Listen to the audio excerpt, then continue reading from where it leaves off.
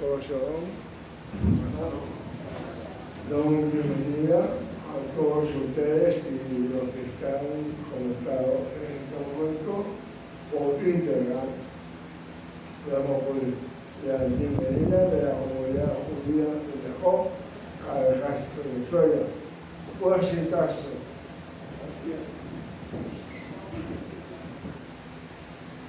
El versículo 12, capítulo 7, que correspondiente a la porción de esta semana, dice: y como consecuencia de que escuche estos mandamientos, los guarde y los lleven a cabo, el Eterno tu Eloa guardará para ti el pacto y la bondad que Él juró a tus ancestros. Quisiera que yo sé que son personas que ponen atención a toda la palabra que se expone acá. Pero pongan un poquito mayor atención posible para que puedan entender esta parte, ya que el mismo Rashi, el sabio francés, dice como es difícil traducir el sentido de esta frase, es que la traducimos conforme lo hace el Talmud de Onkelos. Algunos se podrán estar preguntando, bueno, rabino, ¿qué es Talmud? ¿Qué es Onkelos? ¿O quién es? Talmud significa versión, es la traducción o paráfrasis de la Torá en arameo, la traducción del hebreo en arameo. Y Onkelos, ¿quién es? Es justamente su autor. Debemos decir que era un noble romano, judío, sobrino del emperador Tito, convertido al judaísmo, quien realmente traduce la Torá o los Talmudín, ¿verdad?, en arameo. Bien, respondía a lo mejor esos interrogantes que tenía. Vamos a proceder.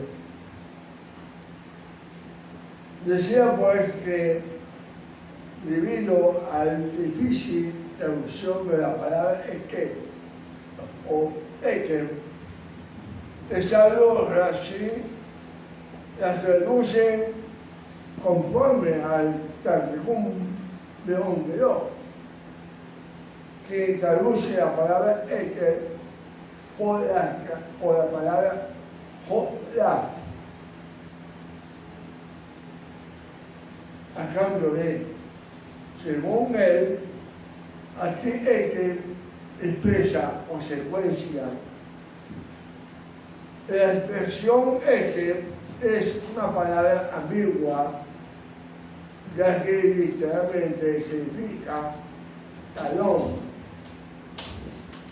El sentido real es que se relaciona con el talón del pie, es decir, aquello que es considerado más bajo o de menor importancia.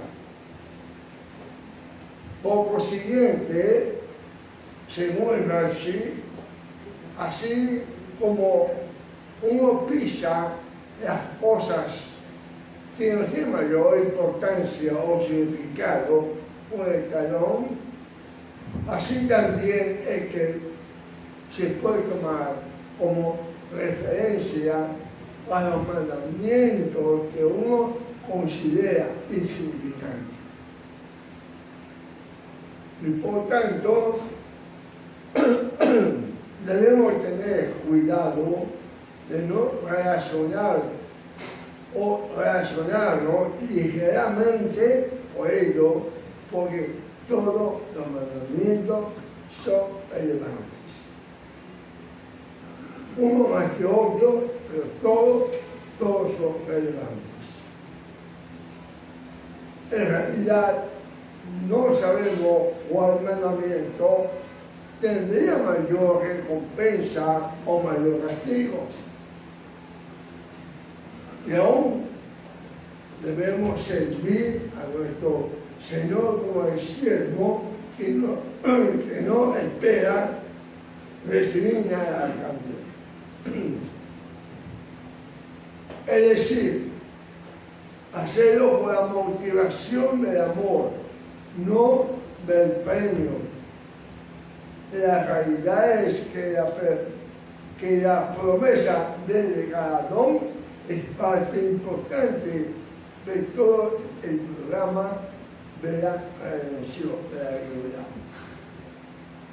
Dice el Mesías, dijo una vez, que ni una George, ni una colonita, o sea, una tilde de la Torá pasará hasta que todo se haya cumplido. Amén. Por consiguiente,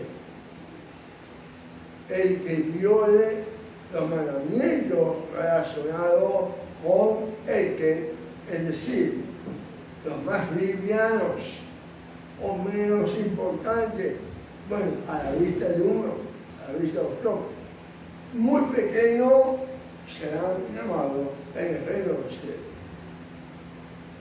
Pero cualquiera que guarde y así lo enseñe a los hombres, grande será llamado en el reino de Dios, es decir, en la edad mesiánica, en la era mesiánica. Precisamente, dijo el sabio, las obras pequeñas son las que destruyen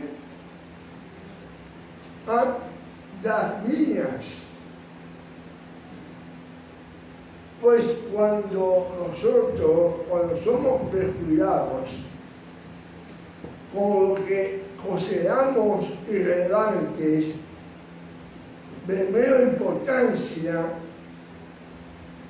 vamos destruyendo la fuerza de nuestra convicción de lo que realmente debemos de hacer y nuestras acciones, a un punto que nos hacemos ligeros también con los demás mandamientos.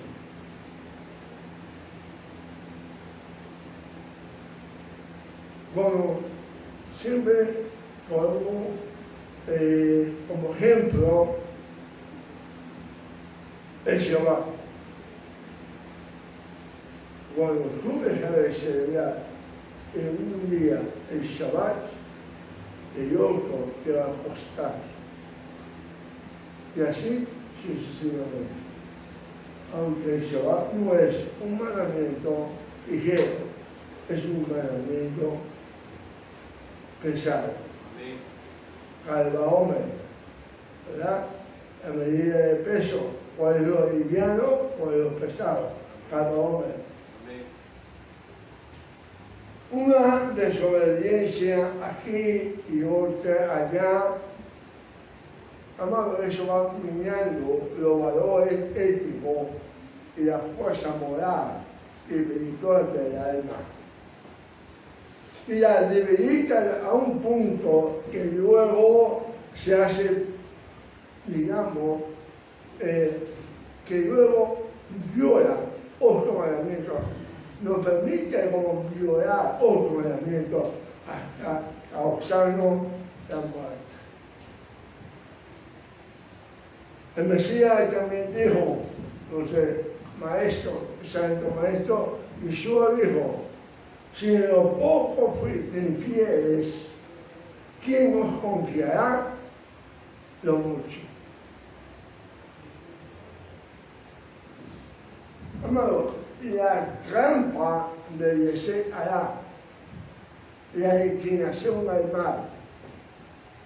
Es hacernos creer que tal y tal mandamiento por su naturaleza no son importantes. Allí es donde muchos caen. Y piensan y dicen, no, el Señor es misericordioso. No importa. Y entonces, ¿qué sucede? Nos estamos preparando realmente al futuro para destruir nuestras fuerzas espirituales para continuar violando el resto de los mandamientos. No sé si me hago entender. Es nuestra responsabilidad prestar atención a cada uno de los mandamientos, a cada uno de los preceptos, para hacer con premura la voluntad de nuestro Padre Celestial. Y cuidarnos de no separar unos de otros sobre la base de nuestra propia racionalización, afirmando nuestro corazón para obedecer primero que entender, porque eso primero pensamos, no, primero voy a entender para poder cumplir. Cuando primero es obedecer, hacer, y entendemos entonces acceso a lo último, entender.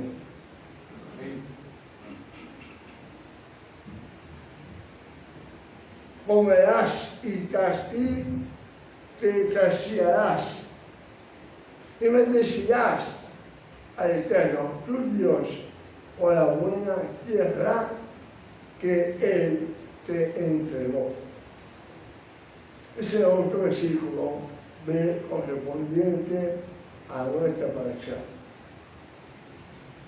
Está claro que debemos de bendecir al Eterno luego de haber comido y saciado nuestra hambre. Por tanto, el alimento como la satisfacción que sentimos al comer, como los resultados que de esa comida se derivan para el bien de nuestro cuerpo. Es un regalo del Eterno. Y por tanto, debemos agradecer. Esto es muy entendible.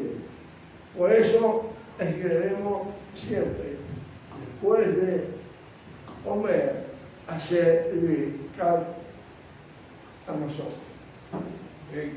De dónde viene la costumbre de bendecir antes de la lectura y la lectura de la Torá. La respuesta que nos la da el sabio, un rabino, Ismael, quien afirma que es el resultado del principio de mayor peso aplicado a este mandamiento. Según el Tratado de la Hot 48, dice, esto es lo que dijo: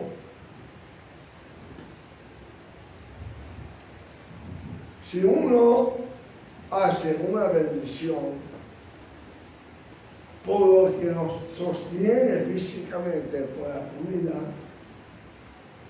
en este día presente, cuanto más debemos bendecir por lo que promete darnos la vida eterna en el mundo por venir. ¿Entendemos?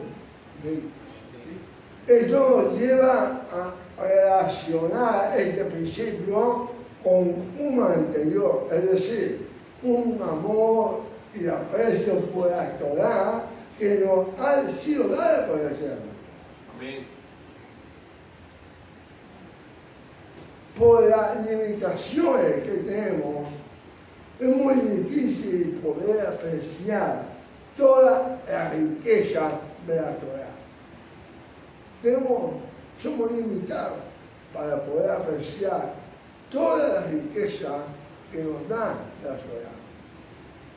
la misma escritura la compara con algo mayor que aquello, ¿verdad?, que nosotros tenemos de alta estima, como la piedra preciosa, el oro, en fin, la riqueza. La Torá afirma que ella tiene un valor superior a todas esas cosas. Pero nuestra mente racional, influenciada obviamente por el deseo, tiene limitaciones intelectuales, espirituales y morales para poder comprender en su altura, profundidad, cuán rica es la herencia de la Torá. Por tanto, una de las razones por las cuales debemos esforzarnos en nuestras oraciones y súplicas está íntimamente relacionado con llegar a un punto donde podamos elucidar, comprender, saborear y palpar la riqueza y el valor infinito que nuestro Padre nos ha dado por medio de su palabra, la Torá. La Torá es la herencia de Jacob. Descubrir la maravilla de esa herencia es un deber de cada uno y debemos esforzarnos cada día por nuestra porción del estudio de la Torá. Por tanto, así como bendecimos antes de comer y después de haber comido, así bendecimos al Eterno antes de la lectura y la lectura de la Torá y después de haber estudiado. Ustedes vieron que en el acto de la liturgia cada uno bendecía al Eterno antes y después de haber leído la Torá.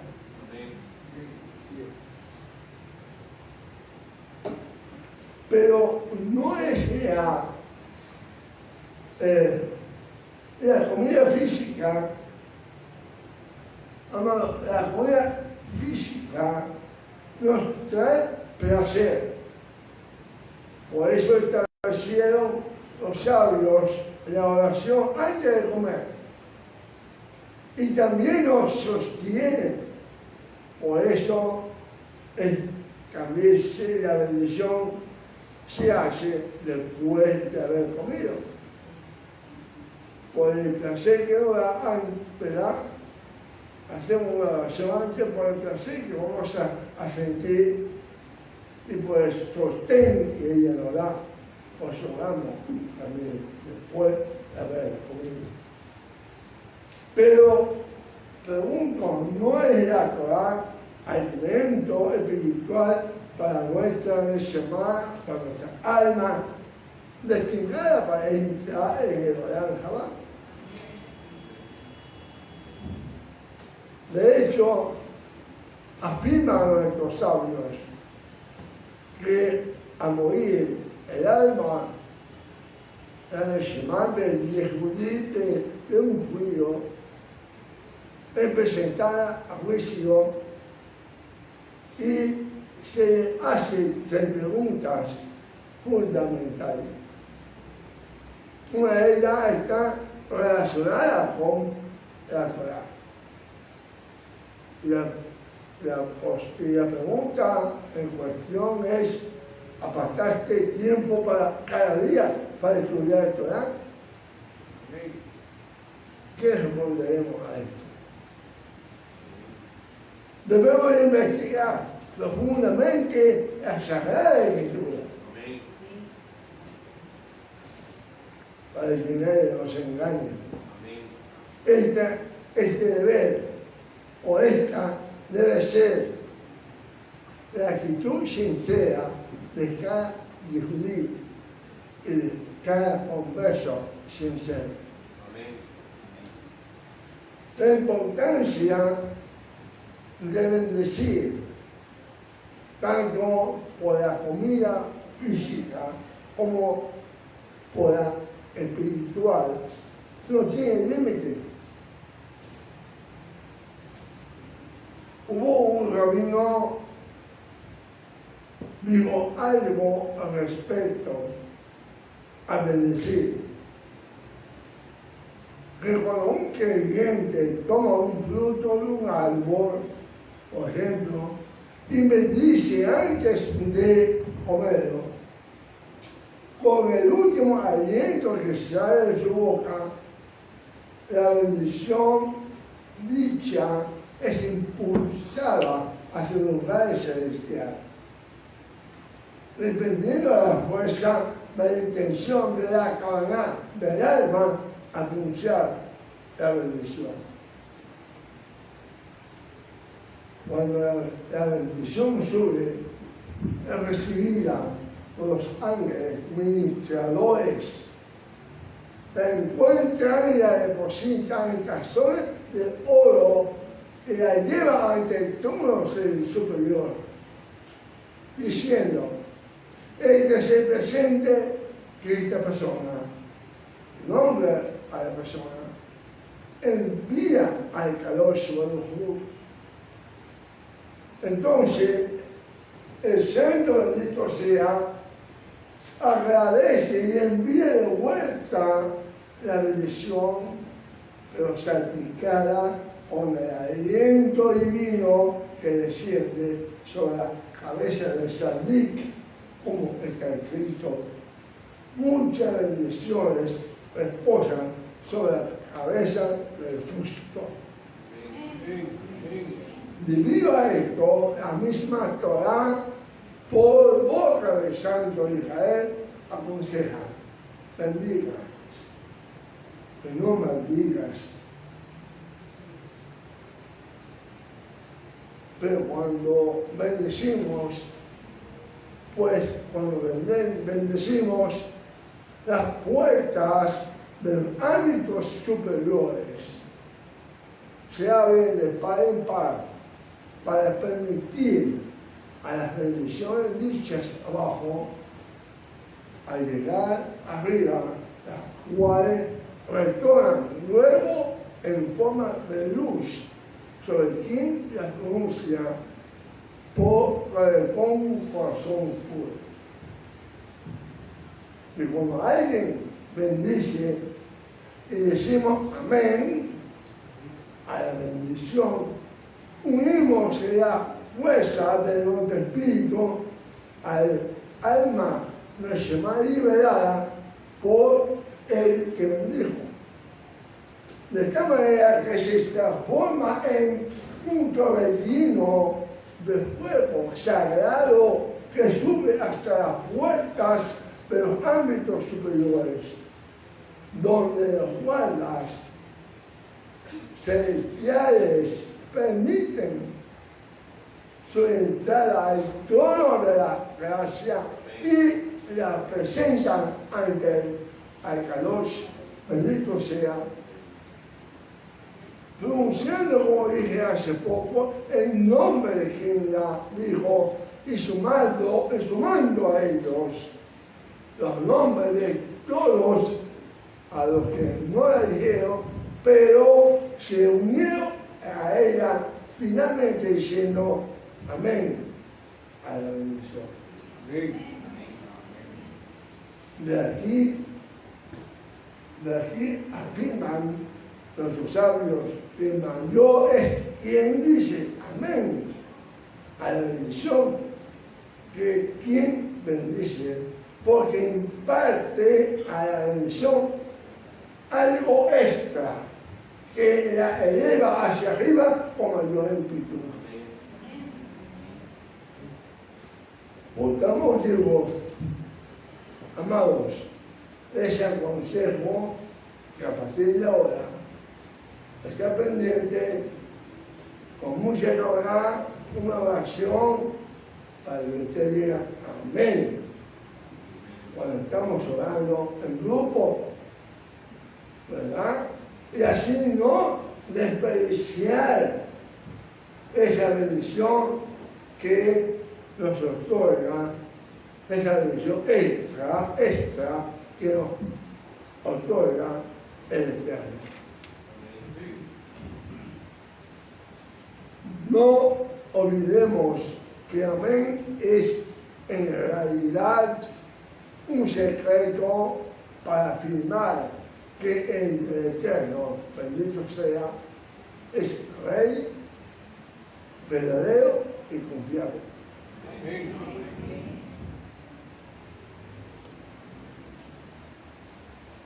Lo opuesto es válido también. Lo opuesto a todo lo que hemos dicho hasta ahora es válido también. Pues cuando no bendecimos o no respondemos amén a una bendición, ¿qué sucede? Activamos la fuerza de la oscuridad que hasta en el espíritu de impureza sobre el alma. Amado hermano, es importante que constantemente recurramos a la purificación de la bendición, de las bendiciones, para lavar el alma de esas influencias.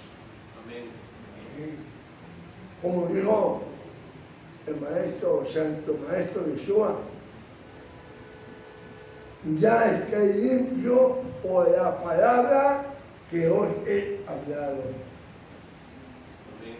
Por tanto, cuando un sadik pronuncia un dash de la Torah, debemos prestar toda la atención posible del caso, pues las palabras que salen de la boca de un sadik espantan y echan fuera el espíritu de impureza que pudo haberse asociado al alma por todas estas cosas con que suelen descuidarse los hombres.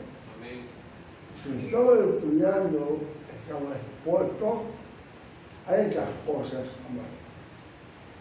Esto es así porque la Torah explicada que sale de la boca de un sadik muestra el camino de la santidad y revela los secretos del retorno al camino correcto, motivando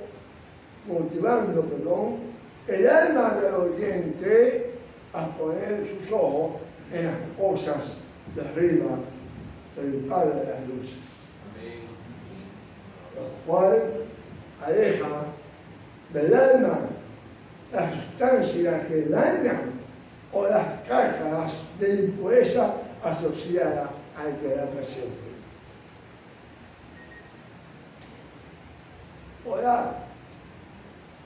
Orar es una misma. La Torah nos ordena que oremos a Hashem, pidiéndonos, Él nos está pidiendo que a Él seguirás y a seguirlo con todo el corazón. Amén. La obligación, el mandamiento, la misbah diaria, mínima, es formular con nuestras propias palabras un pedido dirigido a Hashem. Los sabios, obviamente, ellos instituyeron 3 plegarias, súplicas diarias: Shacharit, Minjá y Arbit. Sin embargo, si por fuerza mayor no se cumple con esta obligación, mínimamente deberá cumplir con la obligación diaria de suplicar a Hashem. La misión de orar nos beneficia de dos formas, de una manera. Hace que el Shaddai, el Todopoderoso, nos escuche. Y si Él lo considera así, pues va a ceder a nuestra petición. Asimismo, nos obliga a reafirmar en forma diaria en nuestra mente que Hashem es el Shaddai, el Todopoderoso y por ende capaz de satisfacer todos nuestros pedidos. Y por ello, nuestras tefilot, oraciones, nos elevan espiritualmente.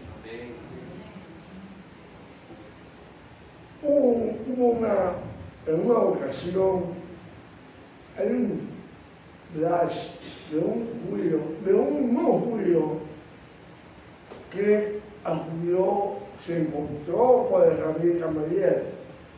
Le hizo una pregunta: ¿dónde está Dios? El sabio, el rabí, dijo: no sé. Entonces el gentil dijo: es tan sabio que ustedes, los judíos, orar diariamente a alguien a que no ven, o mejor dicho, a que no puede localizar. Ora usted veces al día y no sabe dónde está. Rabí Gamaliel le explicó: es imposible saber dónde está Dios. Mora en lo alto, por encima de los 7 cielos, pero que puedo demostrar que no puede determinar la ubicación de todos los objetos. Aún lo más cercano a ti, tú lo puedes hacer. Puede decirme, hace la pregunta el rabí Gamaliel, ¿puede decirme dónde está tu alma? No puedo, admitió el gentil. ¿Ves? Dijo Gamaliel, no puedo ubicar una parte de ti, no la puedo ubicar. ¿Cómo entonces espera que sepamos la morada de Dios en el cielo? El gentil dice: más que orar ante un Dios así. Insistió el gentil: más que orar a un Dios así, deberían haber como hacemos nosotros, deberían hacer, imitarnos, emular a nosotros. Y que nace ante imágenes y sirven en todo momento porque la están pidiendo. Y que nace a ella, dijo el gentil. ¿De qué sirve que sea visible para ti? Respondió Rabí Gamaliel: si ellos no te pueden ver a ti. Hashem ve a todas sus criaturas, aunque ellas no lo vean. Como dice Shemot 33:20, no podrás ver mi presencia, ya que no puedes verme el hombre y vivir. ¿Cómo hace uno de sus oraciones un servicio del corazón? ¿Cómo hace uno? ¿Cómo hacemos? Ve de nuestras oraciones un servicio del corazón al Eterno.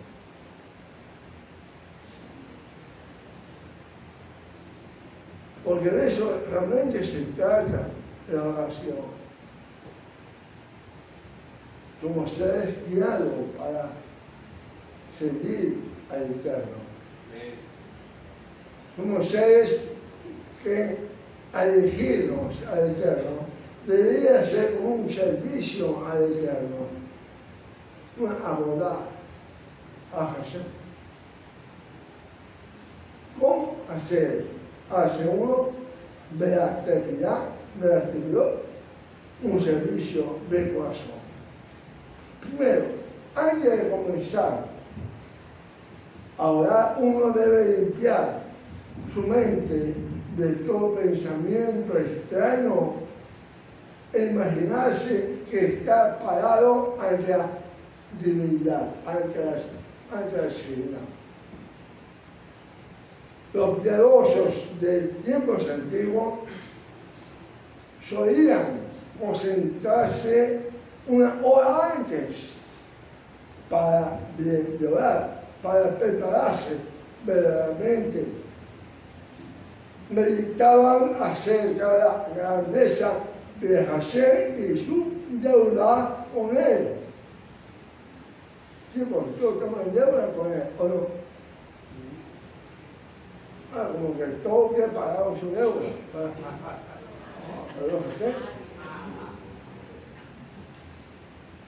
Para que su oración sea un deporte de su corazón, a limpiar totalmente de toda suciedad que pueda haber mal. Nuestra oración habrá de ser un deporte para hacer. Porque nuestro santo maestro Yeshua se preparaba al menos una hora antes de entrar propiamente a la oración. Él dijo, no habéis podido velar conmigo aunque sea una hora. Le dijo a sus discípulos. 2. Que la persona entienda el significado de las palabras que está pronunciando, porque a veces hablamos con el Eterno y no sabemos lo que estamos diciendo. Saber que entendamos el significado de cada palabra que le estamos diciendo al Eterno. Sin embargo, la plegaria de un judío que nunca aprendió el significado de la misma, o de quien no aprendió a leer en hebreo sin falla, son aceptadas siempre. Que sean dichas en nada del cielo. El Shem Shamadim. Adonai juzga a cada persona según su capacidad y su oportunidad que da la vida. ¿Cuál es el significado del versículo? Tú que escucha la oración ante ti, aparezca en todas las carnes. Nos enseña que después que las congregaciones de los hijos de Dios, de los hijos de Israel, en toda parte han terminado de rezar, el ángel encargado de las oraciones, como dije hace poco, escoge todas las oraciones y las teje en forma de una corona y la coloca figurativamente, obviamente, sobre la cabeza de Jesús. O como enseñan los libros, que los ángeles la elevan como incienso y la depositan en los incenciarios de oro de los lugares celestiales. Las oraciones pues están relacionadas con el incienso, el ketoret, el incienso. El versículo antedicho nos continúa enseñando que Hashem escucha simultáneamente las plegarias de todo los seres humanos, o sea, de todo el mundo. En cambio, un ser humano puede concentrarse en una sola conversación a la vez. Salvo que sea mujer, porque la mujer es más. ¿Verdad? Las mujeres hacen cocina, lavan, planchan, hablan, conversan por teléfono, bueno, una sola vez. Más aún, el versículo implica que Hashem acepta las oraciones de todos los seres por igual. No importa que sea hombre, mujer, niño, esclavo, libre, o rico o pobre. Una vez que uno está enfermo, ¿verdad?, necesitan de mayor mérito para ponerse bien nuevamente. Y como todos nos quedamos cortos, los méritos de los santos maestros son añadidos a los que cada uno para completar los requisitos de la oración. Nosotros cuando oramos, nos quedamos cortos, pero la Hashem por los méritos, ¿verdad?, de el santo maestro Yeshua, se complementan realmente, complementan los requisitos para que nuestra oración llegue. Solamente esos méritos los guardan, los cubren y abren el camino seguro para nosotros. Orar sin cesar, orar constantemente es la recomendación de otro Sadiquín.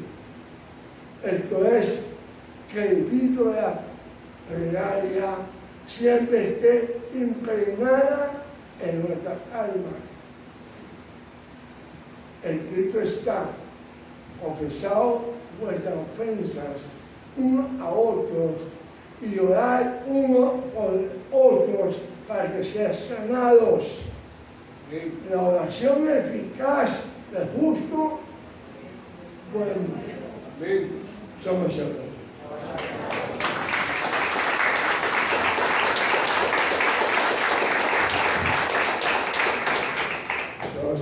Entonces nos despedimos a los que están conectados y les pedimos pues que hagan su comentario de like y nos comenten sobre esta palabra.